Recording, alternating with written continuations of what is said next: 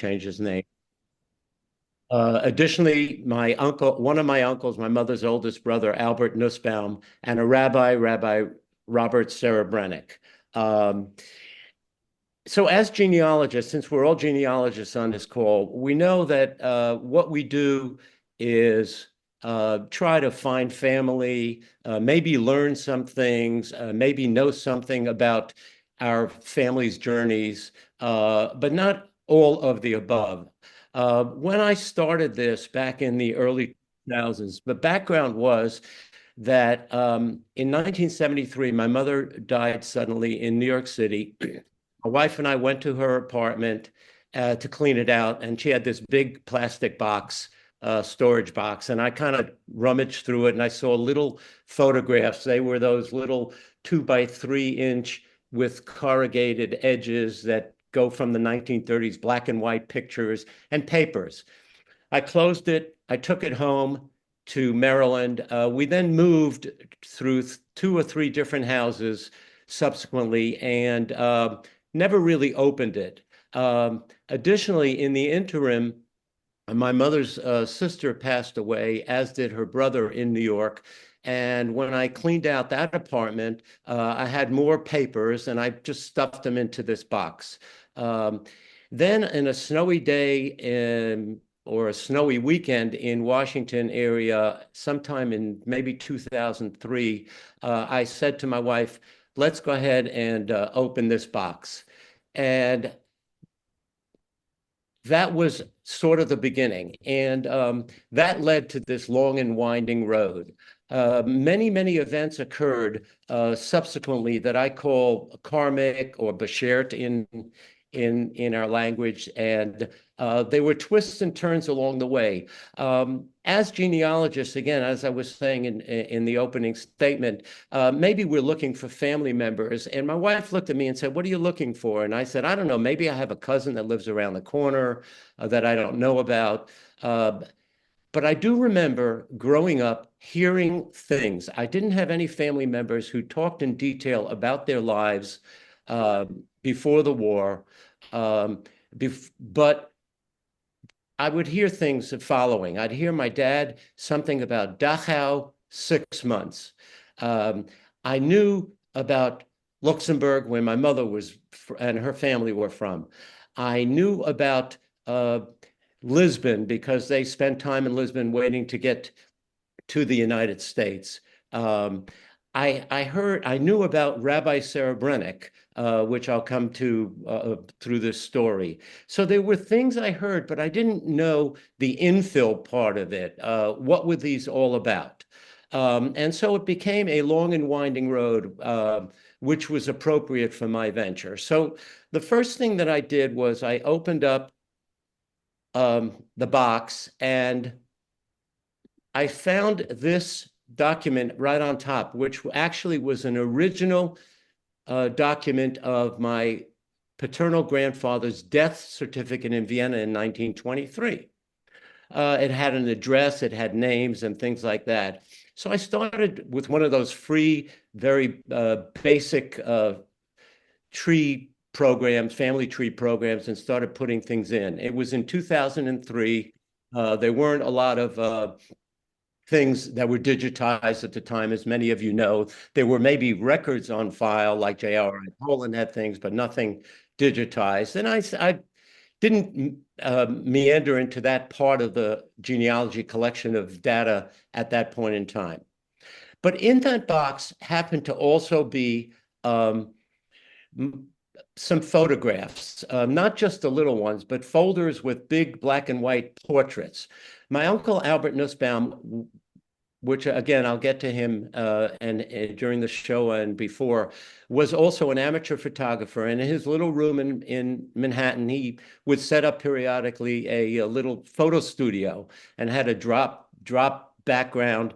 And in this box were pictures of a couple, portraits, Andre and his wife's Marx, Andre Marx and his wife's portraits.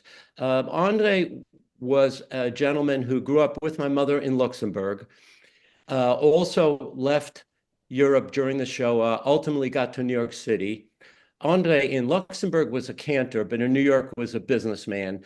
And in the synagogue that I belonged to in Manhattan on the Upper West Side, uh, there was a choir stall, and Andre would bring his boys and a few other members of the synagogue and have a choir for the high holidays. And break fast would be at my mother's apartment near the synagogue, and Andre and his boys would come. So I knew, and Andre and his wife had passed away by the time I found these photographs. So I knew his oldest son, Jerry, made Aliyah to Jerusalem, and I emailed Jerry and I said, I've got these photographs of your parents, and I'm sure you and your sibs would like to have them. I'm going to send them to you. Fast forward a few weeks after I mailed it to Jerry, I get an email from Jerry, and it says, you know, my son Jonathan was visiting me from New York, and on his flight back to New York from Jerusalem, from Israel, he was sitting next to a woman, and one word led to another, and he mentioned Luxembourg and the Jewish community, and his family was from there. And she said, well, I'm one of the chief archivists at the U.S. Holocaust Museum, and we have absolutely nothing about the Jewish community in Luxembourg before World War II. So Jerry's email said, you may be hearing from her. A few weeks later, I get an email from a woman, Genya Markon, and she said, she gave me the backstory, and she said, I'd love to see what you have. She came to my house in Maryland, and she opened this box that I had all this information, and she said, oh my God, I want all of this. And I looked at my wife and I said, no, no, no, this is for us. We have 3 kids. We want them to share it. She said, no, this is a treasure trove. There are things in here which included the photographs, which included, you'll see some documents, which included other handwritten letters, a multitude of things. And she said, we will take this to the Holocaust Museum. This belongs in the archives for posterity. You never know when somebody's going to want to look at this. And we really need to have this. And we will make you high quality laser print copies of everything. And then you can share it with your kids in the future. So a few weeks later, my wife and I had a conversation. We said, all right, come. And she ended up taking what I got in inventory was a couple of thousand things, which were photographs and documents and so on, and they were put in the archives. So this was in 2003. So I said, okay, fine. I forgot all of that. Now we're going to move forward and continue, because now, as I said in this talk, you're going to hear that things are going to come in, these twists and turns, this long and winding road of how I found out things and things I never thought about, and many genealogists may not, fell into my lap. So the background is just briefly, this is what Galicia. So my dad was a Galiciano. My mother's family, generationally before they got to Luxembourg, were Galicianos. I am, as Janice said, I'm the secretary of Gesher Galicia. So I'm active in the Galiciano organization and historical background. So it was part of Austro-Hungary, then Poland. Now it's split between Poland. These are just old maps. Now it's split between Poland and Ukraine. And this purple is the border. And I just, to give you some reference, Shemshel, where my pointer is, when the Ukrainian war broke out, many Ukrainians got on trains, and Poland was accepting many of the refugees, and Chemshel was the main train station that they disembarked when they were traveling to out of Ukraine. So my dad was born in this tiny little shtetl, Potok Zloty, Lviv, also known as Lemberg in the previous iteration, is about 90 miles. And there's another town called Ivano-Frankivsk, which was Stanislav, about 40 miles away. This shtetl had about 3,500 people back in the turn of the 20th century, half of whom were Jews, and it was an Orthodox community. As a matter of fact, there's a Jewish cemetery there, and I can circle back to that later peripherally, that had gravestones, matzevot, dating from the 1740s. That's how far back, but unfortunately, there are no records of burial plots. This is the border of Ukraine and now the current border, and there's Shemshel. So my dad was in Patuxlati. When he was 3 years old and his younger sister was 1, his parents left and moved to Vienna in 1914. So remember, I started the talk saying 1911 was one of the bookends. So it was his birth year. They lived in Vienna, and the reason they left, I'm assuming, was some of the pogroms that were going on in that region in Galicia, though I know that some of his family stayed behind in Patuxlati. But I remembered Patuxlati just because it was an odd name in those little terms of my memory bank, but not knowing much about the town till I got into my genealogical studies. In 2018, my wife and I did a tour of Eastern Europe, and this happened to have been the address where my dad and his family lived when they were in Vienna. About the date of the Kristallnacht, my father was arrested in his 20s and sent to Dachau. So remember, I said, I just knew Dachau 6 months, didn't think anything of it. Early in my studies, I was able to find on the web what was then the ITS International Tracing Service, and now is Bad Arolsen, the records that were in their inventory, and that included prisoners of camps. And I was able actually to find a record of my dad's, and I'll get to that in a minute. But I knew Dachau, remember I said, and I knew 6 months. In the 1990s, I did a family trip with my kids and my wife to Israel, and my father's younger sister by then had emigrated. When he was arrested in 38, 39, when she was in Vienna with her husband, they emigrated to Palestine. So they lived in Israel. And when I went in the early 1990s on a family trip, I met my Aunt Miriam. She was then a widow, and her kids and grandkids at the time. And the first thing I said to her was, how did my father get out of Dachau? Because remember, I said, I grew up, I heard Dachau, I heard 6 months. I didn't at that time even have the 6-month confirmation. So she proceeded to tell me as follows. Her late husband was Oskar Serebrennik. Oskar's brother was Rabbi Robert Serebrennik. They were a well-known family in Vienna, as I've subsequently come to learn, of cantors and rabbis going back 2 or 3 generations. Rabbi Robert Serebrennik was offered the position of the Grand Rabbi of Luxembourg when he was 27 years old and went from Vienna with his wife, Julia, to Luxembourg in 1929. My uncle, Albert Nussbaum, whose name I mentioned earlier as one of the people I'm going to be talking about predominantly in my family also, was very active in the Jewish community in Luxembourg. At the time, there were maybe 1,800 to 2,000 people in the country. They lived in 2 different towns, and they ended up settling in Luxembourg City.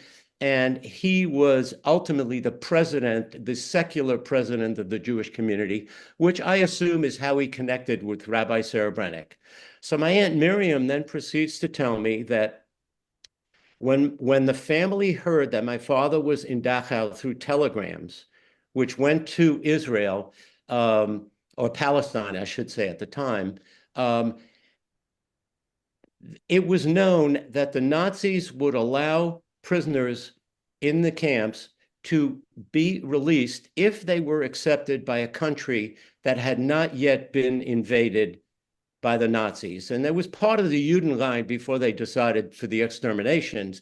But their Judenrein was, all right, get out of our territories and go to a territory that we don't have any rulings over, we don't care.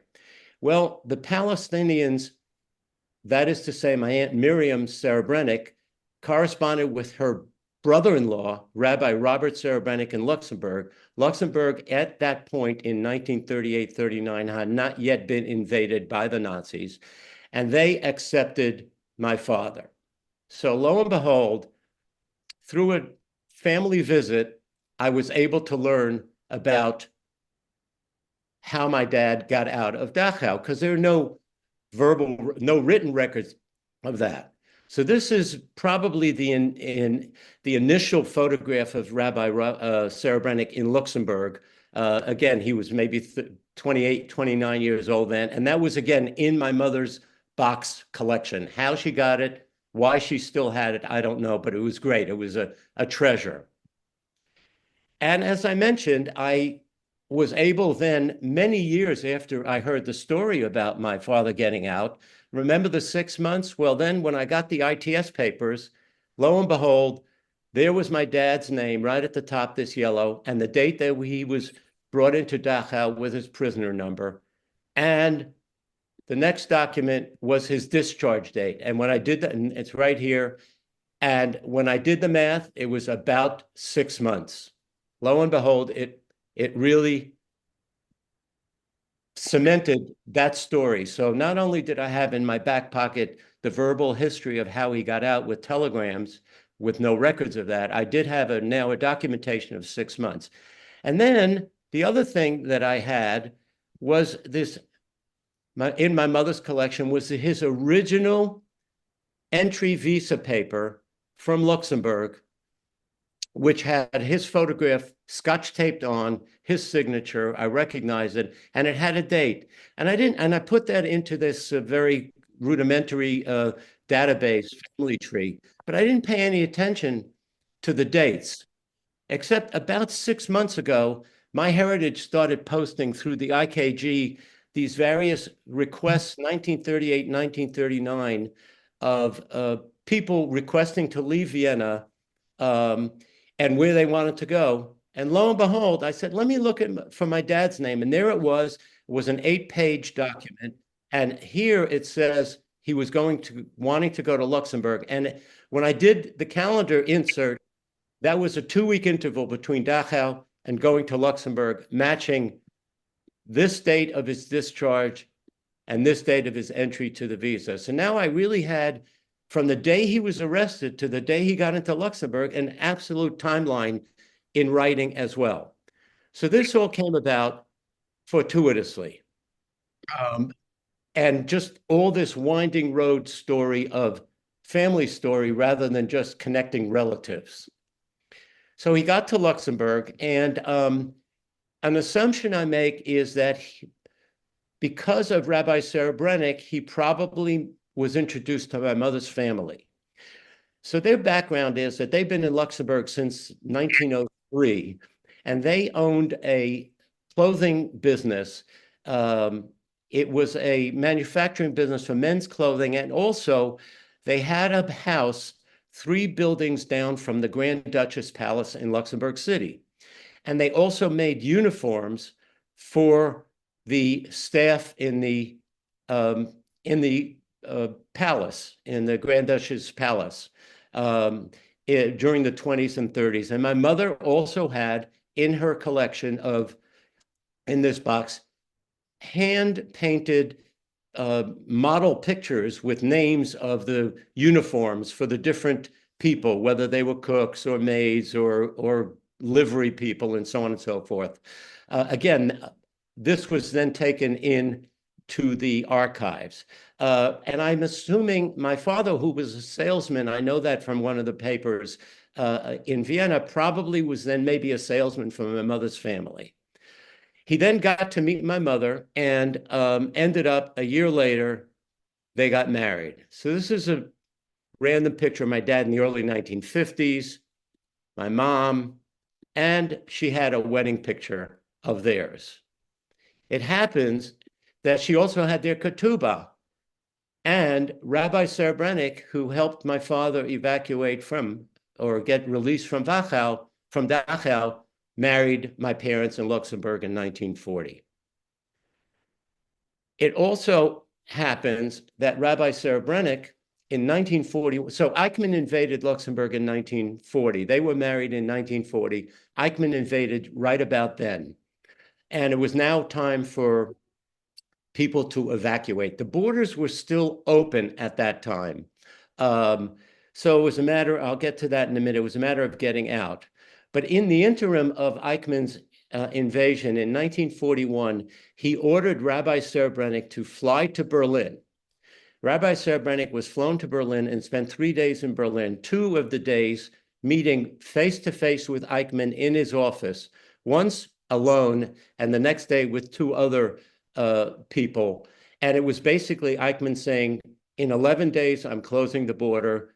You better get back to Luxembourg and let the remaining Jews know. In the meantime, they were Jews leaving over the interval from their invasion a year previous.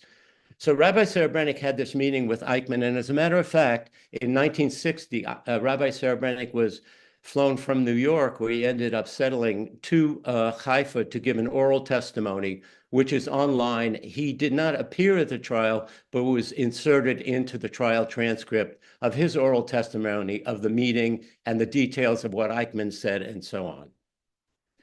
So back to my family. So this is early 1900s, again, in my mom's collection. This was my grandparents. I didn't know my grandfather. He died before I was born. My grandmother, I knew. She died a few years after we moved to New York. This was one of my uncles, my mother's next brother, not the oldest, Renee. This is my mother and her twin sister, Madeline. And this is her older sister, Jean, who then also escaped, but ended up going back to Luxembourg. Later on, this is a picture of their factory. This is my oldest uncle, Albert, who was the president of the Jewish community. My grandfather, my uncle Rene, and I don't know, he must have been a worker in the business as well. As a side thing, this was the beautiful synagogue in Luxembourg. There were like 3 or 4 synagogues in Luxembourg before the war. And of course, we know the Nazis destroyed them. And this was a photograph captured the burning of the synagogue in Luxembourg. So remember, I was just saying briefly that I mentioned my uncle Albert's name. So Albert was president of the Jewish community. And once Eichmann invaded, the American Joint Distribution Committee, now called the Joint Distribution Committee, the JDC, also referred to as the Joint, many of you know about them, were very, very helpful in sending money to many places throughout Europe to help out. And my uncle then got in touch, or they got in touch with the Joint got in touch with my uncle, and they started sending him money. And he was able, over the ensuing year or so, to evacuate about 800 Jews on various trips to France. And in my mother's collection were maybe 50 or 60 different original Nazi-signed passes from my uncle to take. There were dates bracketed, 3 to 4 days, take 4 people to this place. Here was one of them. Here's another collection of several of them. And we had about 50 or 60. Again, many of these went into the archives. But again, I had now papers that said, okay, here it is. Here's one that actually highlights 2 people from Luxembourg with my uncle's name and so on and so forth. And so basically, the backstory was that my uncle was very, very instrumental in helping many, many Jews in Luxembourg escape because of his position as the president of the community and with the help of the Joint until the border was closed. My family was then able to get to Lisbon. Well, I knew Lisbon, didn't think anything of it. But it happens that there's a little town on the way to Lisbon, a town called Vilar Formoso. Never heard of it before 2015. So what happened? In 2015, I get an email from a woman in Lisbon, and she says in the email, "Why was your uncle Rene Nussbaum in prison in Lisbon?" So I said, I wrote to her and I said, I remember that my uncle Albert, remember, he was the one who was active with the Joint, was in prison in Lisbon because when he was working for the joint in Portugal, I'll come back to that in a minute. He was imprisoned as a persona non grata, and the joint said prior to his imprisonment, anytime that there's any problems with the government, I'll help you get out. And they were able to facilitate his getting out of prison in Lisbon, and he was able to take his mother and get out ahead of the rest of the family from Portugal. But I never heard of Villa Formosa. Well, this woman writes, this is your Uncle Rene. I said to her, no, come on, you're mistaken. Next email, there's this document with a photograph of my Uncle Rene, and it has the dates. And she said, yeah, this is it. And I said, yeah, that was my Uncle Rene. I never knew that he was in jail. It never came up. How do you know about this? She said, well, I got this from the archives in Luxembourg. I said, oh, what is your interest? So she said, well, you see, I've written a book about a town in Portugal called Vila Formosa.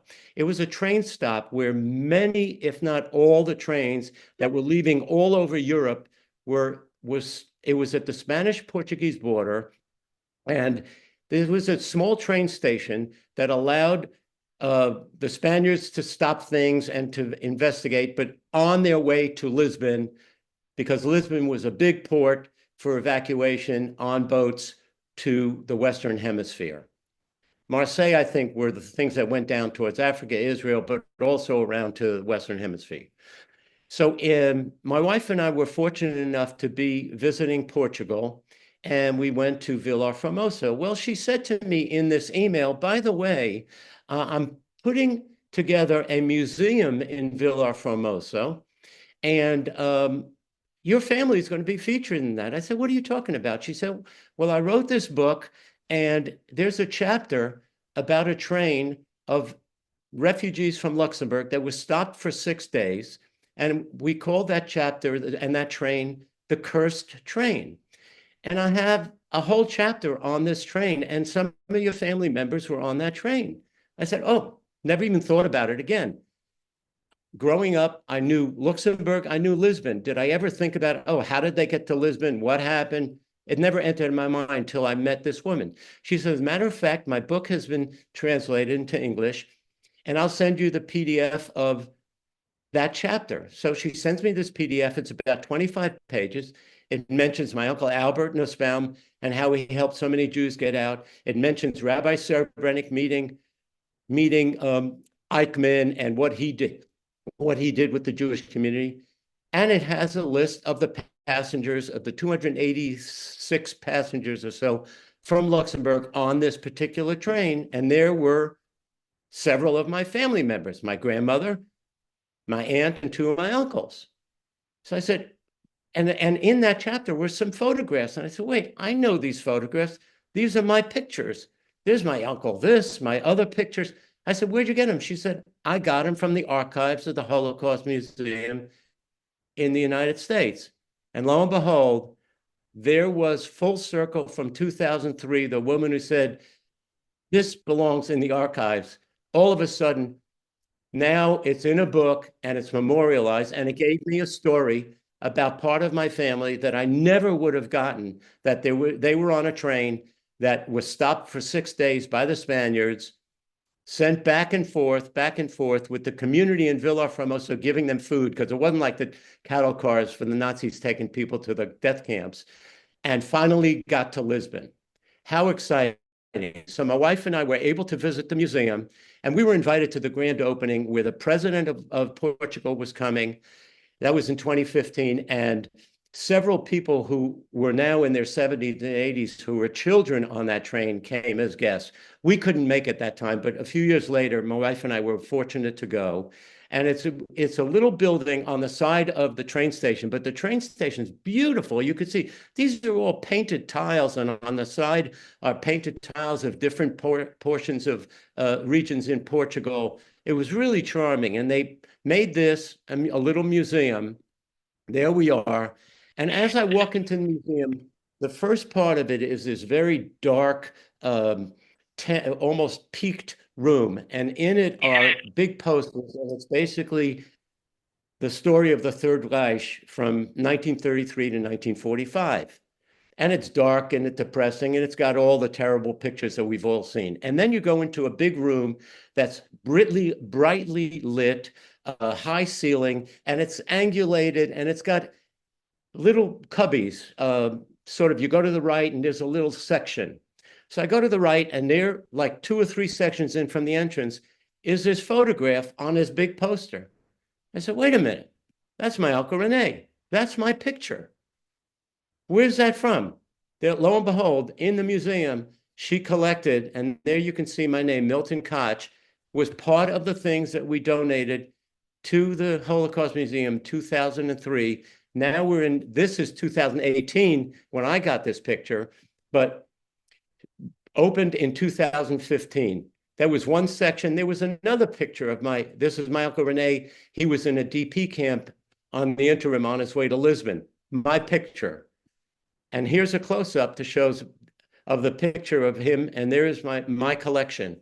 And additionally, in that little section where all my family pictures were, and a picture of the rabbi and a picture of my other uncle, etched in the glass are all the people on the train, all 253 or 58, whatever that number. And there's just an example, one of my uncles that was on the train, etched in this permanent exhibit now of this family story. And again, because I donated something to the archives, how I learned about my family story.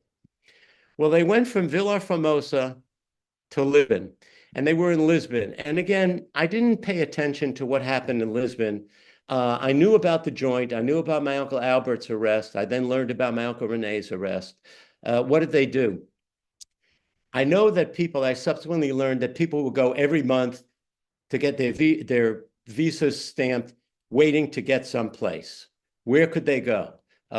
Where would they get accepted? The goal was to get to the United States.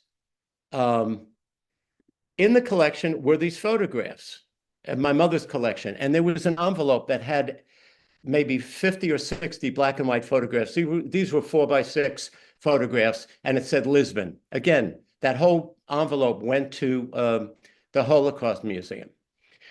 So this photograph is one of the pictures in that collection. So I'm sure most of you, if not all of you, saw Ken Burns' documentary, the 6-hour documentary of the United States and the Holocaust. And in the middle of hour 3, Peter Coyote, who was a narrator, started talking, and he said, and then Lisbon was very active. They were semi-neutral in the war, even though they were tied in with the Franco regime, and they were not hardcore Axis.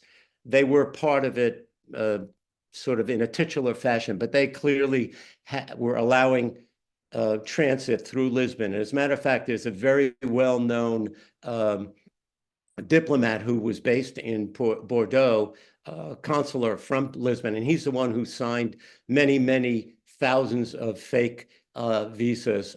His name is Aristides Sousa Mendes, and he's now in the righteous among nations in Yad Vashem because of what he did. And this is a photograph of the author, one of the photographs in my collection that I gave to the archives of my uncles. This is my Uncle Fritz. He was married to my mother's twin sister, and this is my Uncle Rene, who was the one lying on that bed on that cot in that picture, and in that car, and in that car that I showed. Well, in the middle of the 3rd hour of the Holocaust thing, they were talking about Lisbon, and up popped this photograph in the Ken Burns documentary. I paused it. I had it on a recorded viewing, and I paused it, and I looked at my wife. We were watching, and I said, wait a minute, that's my picture. This is in the Ken Burns thing. Yes, that was my picture, and they got it from the U.S. Holocaust Museum in D.C.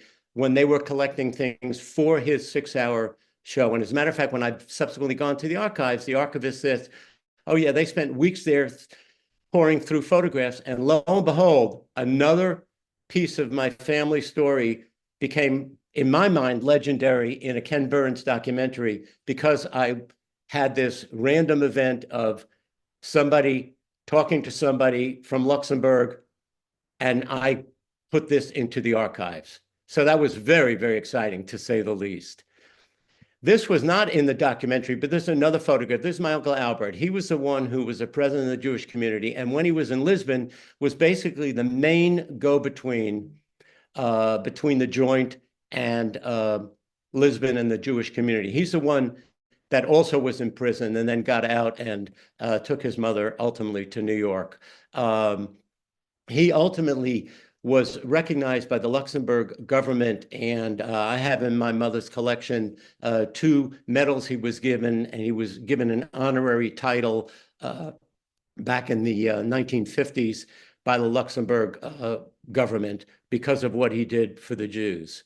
The other things that he did was, again, within the photograph collection that are in the museum, he would greet the boats as they were leaving. And this is one of the several boats that would leave from Lisbon to go to ports, be they Dominican Republic, South America, Cuba. And there were a whole collection of him. And these are all the refugees lining up to get on. And that was my Uncle Albert just getting involved. So my Uncle Albert and his mother ended up in Dominican Republic for 6 months, and then they ultimately got to New York City. The rest of my family, my mother, father, my mother's twin sister, her husband, and my Uncle Rene ended up in Havana. And it took them 4 years to get out of Havana till their visa was approved by the United States. And I was born in the middle of all of that, though I have no recollection of that, because I was 18 months old when I got to New York. This is the kind of typical boat that would get them there.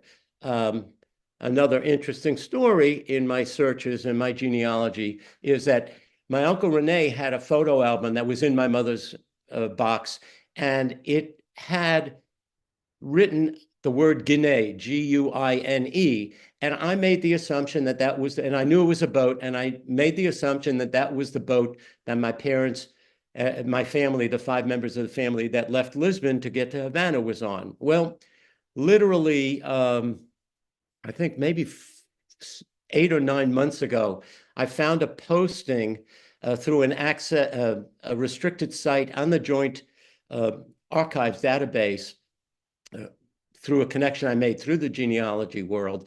And lo and behold, I found a passenger list of my parents' names and my aunt and uncle. Well, it was a different ship. So even though I thought it was this, I now have very recently filled in the correct name, because I had a passenger list and the date that they left Lisbon, exact date, and the date that it arrived in Havana. This happens to be, in my mother's collection was this is a Department of Justice entry certification of me when we had an address in New York City, in Manhattan, of my entry. And my mother actually also had saved the original receipt. It was $5 ticket to enter Miami, Florida, with the flight number and the seat number. I don't have a picture of that. So I had that as well. So I had now almost day-to-day kinds of things that were filling in the blanks, some of which occurred because of my donating to the archives. As a matter of fact, in 2000 and I have it covered here, but 2007, late 2007, I was able to, my wife and I went on a B'nai B'rith mission to Cuba. We were in Havana. So in my mother's box was an empty envelope with a Belgian postmark. I don't know what our connection with Belgium, but on the address front was my dad's name and address in Havana, Cuba, with an apartment number. The envelope was empty, but my mother kept it for some reason. So I put that in my records. So when we got to Havana, we got a cab. We said, we want this address. I also had with me on that trip a photograph of me sitting on the lap of my uncle in a park. And he had written in that picture the name of the park, Parque Central. So we got in the cab and they said, we don't know Parque Central, so I can't help you. So we go to the building and we go to the elevator, and the elevator, now this is Havana, Cuba in 2007. It's probably current now. There's a little blackboard next to the elevator, and it's chalked, elevator will be repaired on Thursday. I didn't know what year Thursday they were talking about, knowing what things were not getting done in Havana. So we walked up the flights of steps to the 5th floor, and there were these 3 women speaking, and I speak some Spanish. And I said, you know, this apartment over here, and there was an open door to the apartment number that I had on the envelope. I said, I was born and lived here when I was an infant. This woman you see me with my arm around, was a woman who lived in that apartment for the prior 55 years, not right after my parents left, but sometime thereafter. She greeted us and brought us into the apartment, made us some coffee, invited us for dinner one night. She was so excited, and she said, I remember there were Polacos down the hall. So in other words, it must have been a building where a lot of immigrants lived. And it was just very exciting to be in that little, it was like a 1.5 room, very, very impoverished facility. And I showed her the picture of me sitting in the park, and she said, oh, it's 3 blocks down. It's not called Parque Central. So we were able to go down, walk down to the park. I tried to get myself in a position of the same seat, a stone bench that my uncle had the picture. I couldn't line it up because there were trees now and it changed. But anyway, but it was pretty exciting. So that was another little piece of the story that I was able to fill in. So now we get to New York. So there's a synagogue called Congregation Ramat Orah. For those of you who may have ties to New York, Manhattan, it's located on 110th Street in Manhattan, around the corner from Broadway, about 6 blocks down from Columbia University. It's still a very active Orthodox synagogue in Manhattan. This synagogue was founded by Dr. Robert Serebrennik. Remember the name? He's the one who got my father out of Dachau, married my parents, met Eichmann. So when he was able to get out of Lisbon, because of his title, he was able to get on a ship with his wife, Julia, and go directly to New York City. He settled and lived in an apartment on 110th Street on Amsterdam, which is just up the street from where the synagogue is. And he got there in late 1941. In 1942, with a group of expats from Luxembourg who lived in the New York area, this building happened to have been a defunct Unitarian church. Had a lot of stained glass. You might sense that these are stained glass windows, but because it's Unitarian, it didn't have a lot of religious symbolism. It was just beautiful. And they were able to buy that building. And that building is where Congregation Ramat Orah sits to this day. Rabbi Serebrennik then became the grand rabbi there. When my uncle Albert left Luxembourg, left Lisbon via Dominican Republic, he and his mom moved into an apartment building on 109th Street, a block away from the synagogue. My uncle Albert then subsequently became the executive secretary of Ramat Orah for over 30 years. So he basically ran the synagogue on a secular level, along with Rabbi Serebrennik, who was the rabbi. And when my parents got to New York City with my aunt and uncles, we lived on 109th Street, and Ramat Orah was my synagogue. And in 1958, Rabbi Serebrennik officiated my bar mitzvah.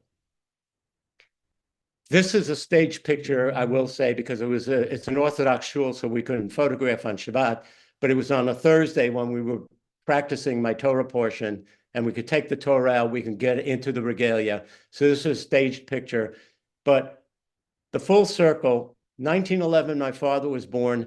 1938, he went to Dachau. 1939, he got to Luxembourg with the help of Rabbi Serebrennik, who met Eichmann in 41, who married my parents in 40, who officiated my bar mitzvah in 1958. And all of these paths were filled in through a lot of beshert stories like I said, asking my aunt verbally how my dad got out of Dachau, uh, donating really significant piece was donating all of our stuff to the archives, and then learning about the train so that I could get a day-to-day itinerary of my father from the day he left Vienna via transport to Dachau till they got to New York City, including my plane ticket to Miami from Havana. These are later pictures of my folks in their happier days. They did struggle. And then I was recently in 2020, in February of 2020, my wife and I had occasion to get to Luxembourg, and this is the building where their store used to be, and they used to own that building. It was subsequently sold. It's now a jazz club, but it's, again, 3 buildings down from the Grand Duchess Palace. The palace isn't like one of these things you think of in Loire Valley or in England, but it's a stately building set back in the street on a beautiful, windy little street.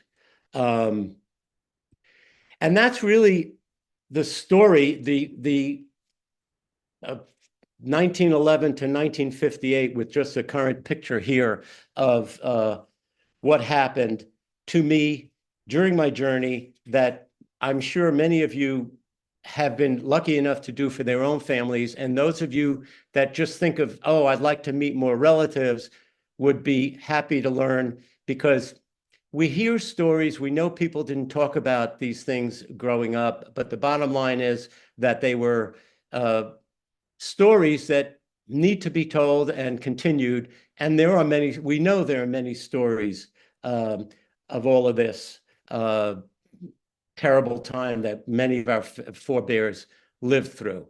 So for me, it was very exciting. And if we have a couple of minutes, Janice, I want to update on a couple of other things that happened excitingly from 2020 on. Do I have about 5 more minutes, Janice? You absolutely have 5 more minutes.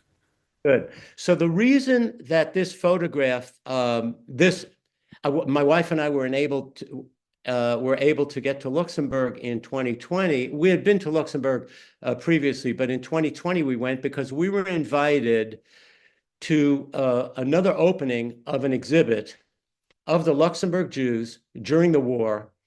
And the woman who set up the museum in Villa Formosa, Margarita, my wife Susan and I had been in touch with her subsequently, and we met her when we were in Portugal. We had lunch with her and all.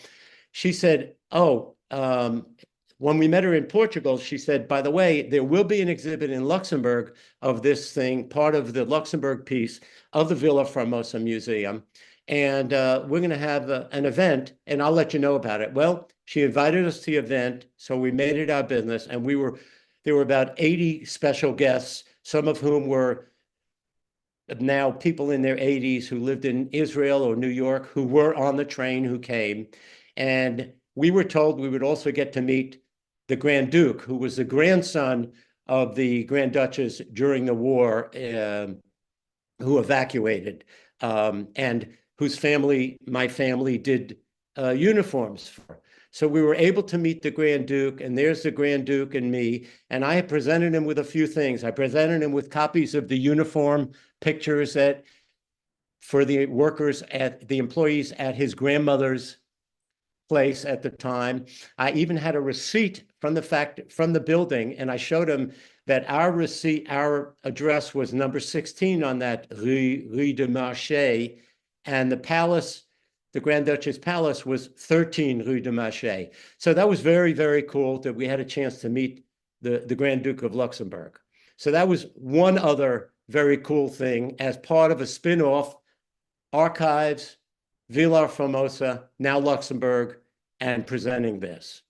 The other very fun thing and exciting thing for me was as follows. So Luxembourg, the synagogue, I told you, had beautiful stained glass, and over the years, some of the stained glass broke, just weathered. And over the bima, way up high, was a circular stained glass, an oculus, that was not this. And the 75th anniversary of the synagogue that Rabbi Serebrennik founded on 110th Street off Broadway in Manhattan was going to have a celebratory event. And the government of Luxembourg was willing to donate money, along with some expats from Luxembourg, to repair and replace this oculus with something that was significant.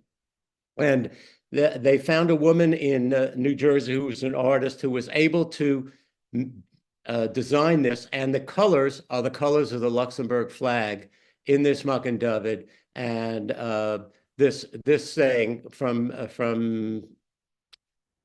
I forgot what it is, from Isaiah, I think it is. We were then invited to post-COVID delayed 2-year 75th anniversary, where the prime minister to the synagogue, where the prime minister of Luxembourg was a guest, where the ambassador to the United States was a guest. And I was fortunate to be asked to give a speech there as well. And as a matter of fact, I spoke right before the prime minister got up there, my 5-minute story of my connection to the synagogue between my uncle and the rabbi, and curtailed the whole journey other than telling how we were involved. And they actually flashed on the picture of a picture that I had of my uncle took of the rabbi as part of this celebratory. And this is a photograph. There I am. This is the prime minister. This is Francois Moisset. He is the now the president of the Jewish community of Luxembourg, who I met back when we were in Luxembourg in 2020, and who said, "Oh yeah, of course, I know all about your father." His late father, he's an attorney in Luxembourg. His late father was an attorney and actually was very active in the Jewish community and knew my family very well. They grew up together as well. So he said, "Of course, I know all about your family." And he's the one who connected me and then let me give my talk about my relationship. On a totally different side of things, because I'm active in the Galicia community, there's a woman who's a lawyer from LA who also lives in Lviv part of the time and is very active in helping restore Jewish cemeteries throughout the Galician region. That's southeast Poland and Western Ukraine.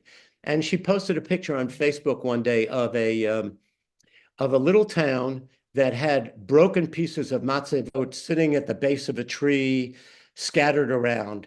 And she said, and it was posted Potok. So I wrote to her, I said, "Wait, my dad was born there. I don't know anything about it." Then I learned about the Jewish cemetery, and she said, there's a Jewish cemetery. It's not tended to. It's broken down. There's pieces all over the place. As a matter of fact, there's an old castle from the 1700s, the Potok family, and the steps to the castle are matzevot, which we know the Nazis and the Russians, after they invaded Ukraine, were just ransacked it, and they used it for doorsteps, and they used it for stairs. She said, "You better do something about saving it." So I found a man through my Galicia connections who lives in Ivano-Frankivsk, who's involved he's the secular Jewish leader who works with the Orthodox rabbi in Lviv. And through time, I was able to get donations, and we were able to put a memorial stone in the cemetery in Potok that just basically says, "This is a Jewish cemetery," and attributing the memorial to the Jewish descendants of Potok, several of whom live in New York, and myself. And that's another. And ultimately, we're going to try to get the broken pieces of matzevot put together in some format so we can post them, digitize and post them, and hopefully people identify names, because there are no records from this town. There's only one voter's registration from 1939. There's no burial records. The Catholic priest has nothing in the church or anything like that. So that's the latest part of my journey to try to reconstruct some of that. Even though my dad was 3, he did have cousins who I subsequently found who unfortunately died in the Shoah. They were killed in in accions out in the forests around that area. Those are the ones that stayed in Pawtuck when my grandparents left. Another thing that was in my mother's collection was my father's younger brother's original birth certificate. This tattered is Scotch taped. It's not a good representation. And in it was Karl Koch Rechte Seltzer. Those of you that know about a lot of the Orthodox Jewish genealogy, especially in Eastern Europe, until the Jews were forced, as it were, to have last names and also to have recognized marriages that were civil. The marriages were all through the Orthodox rabbis, and therefore all the early documents in the archives, when you look on JRI Poland and Jewish Gen, you'll see illegitimate, and it was matronymic names that were the last names of people. And now, when people know that, a lot of the documents say Rechte with the matronymic name. And based on this is how I was able to find that my family, my paternal great-grandmother was a Seltzer, and she came from a different town. And I believe Billy Stein, I saw her name there, I don't know, maybe a dozen years ago or so. I was able to connect with her, and she was kind enough to send me a GEDCOM of Seltzers from that town, a couple of hundred people. I have, to this date, still not made the definitive connection, but I know we're all relatives. And so this was another little piece in my mother's collection, not that was familiar for learning about my family, other than posting the name Seltzer, and Billy was able to get me a lot more information. So basically, I thought this was an apt ending, that I think as genealogists, our stories never end. I'm still waiting to find a few hundred more relatives, but also more stories, not just names of people and DNA connections, but stories. Why did they go from this town? We knew there were a lot of itinerants that ended because another family member went, but why? How many of us are wishing that we could fill in these stories? And I'm active in this because I'm always looking, hoping something will pop up or another person will come up who may be a relative who will have the story for me. So that's my story, and I'm sticking by it, as they say. But we're going to keep on. So thank you very much for letting me share this story. I get excited telling my story, and I hope people enjoyed and maybe energized if they put their stuff aside to go back to it. Well, I know some people were, because they've been commenting on it in the chat. So thank you very much for sharing the story. And we do have some questions that popped up. Sure. Let's see. The first one is actually the author of that book where she used a lot of the photos that you had contributed to the museum. What's the name of the author? What's the name of the book? Her name is Margarita Ramalho, Ramalho, and she is not Jewish. She started as an art historian, but she does anthropology, and she did this for a while. She's not even in this space anymore. I mean, I'm still in touch with her, but what I'd be happy to do is send Janice, and then she can post the exact title. I don't have the exact name of what this museum book is. I have a picture, and if I'm in Portland part of my year, and then I'm in Bethesda, Maryland part of the year, and I have the thing. So if I don't get it in the next couple of weeks, I'm heading back east in about 2 weeks, and I'll get it to Janice, and then she can share that. Okay. But let me just tell you as an aside, since you're bringing that up, for that exhibit that was in Luxembourg in 2020, we were actually there about 3 weeks before the world shut down, unbeknownst to us. It was late February of 2020. I had also gotten from another woman in Lisbon, Lucia Gonzalez.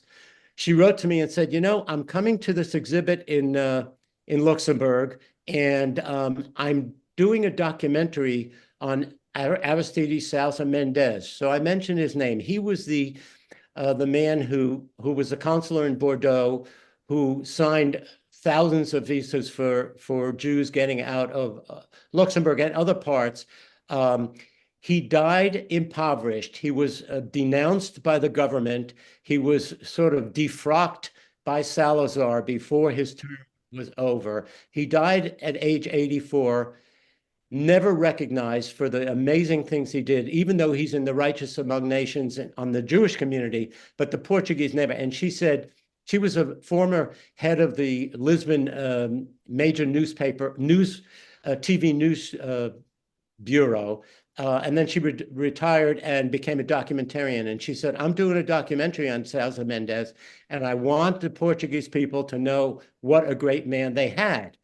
And I want to interview you while you're in Luxembourg. I'm going to meet you. So she spent a day with my wife, Susan, and I. She interviewed me.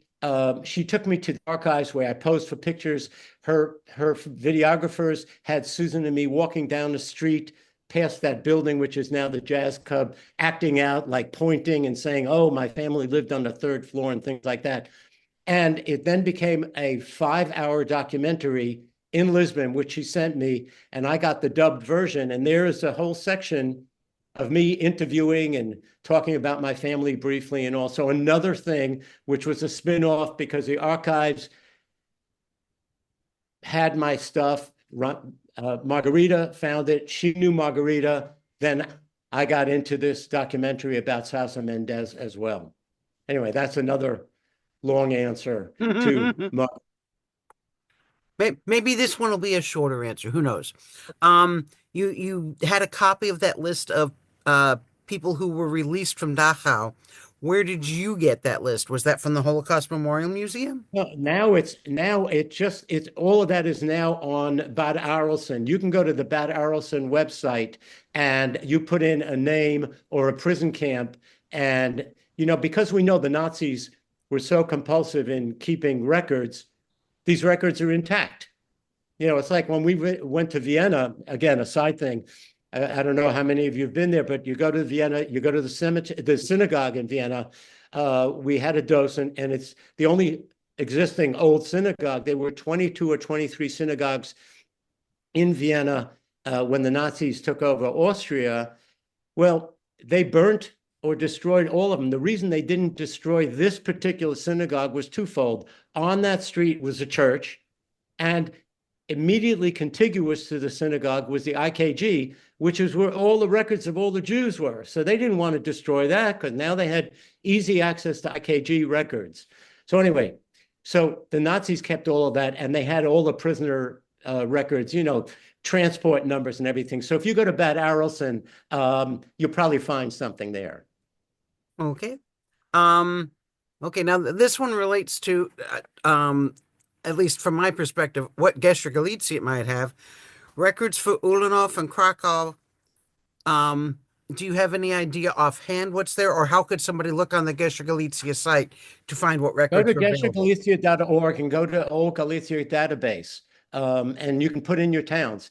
Krakow is not, but we do have a lot of. There's 6,000. There was 6,000 cities and towns and shtetls in Galicia that we have names of, most of which don't have, they may not exist. They've got different names now, of course, but definitely go there. We have the names, the current names too in there. So you can use the old name and it might drop down. So go to the Old Galicia database and see if we have records from there. And we have a sort of a marriage with JRI Poland. So if we don't have the records that were through the Polish archives, then they have it. And those that they don't have, you would link to Gesher Galicia. So you'll see at the bottom that there's a hot link that would get you to JRA Poland otherwise. But start with, you go to geshergalicia.org and Old Galicia database.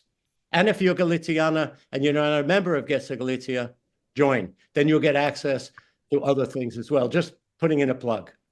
Well, you could be like me, and I was a member, even though I have no Galicianer ancestors, because I was the editor of the Galicianer.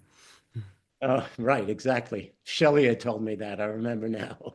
Okay, let's see. And somebody asked about Shemish and Chotkov. So yeah, look on FamilySearch.org, look on GesherGalicia.org, also look on JRI Poland site, look in the index on Jewish Gen, because a lot of times the index entries will be part of the databases there.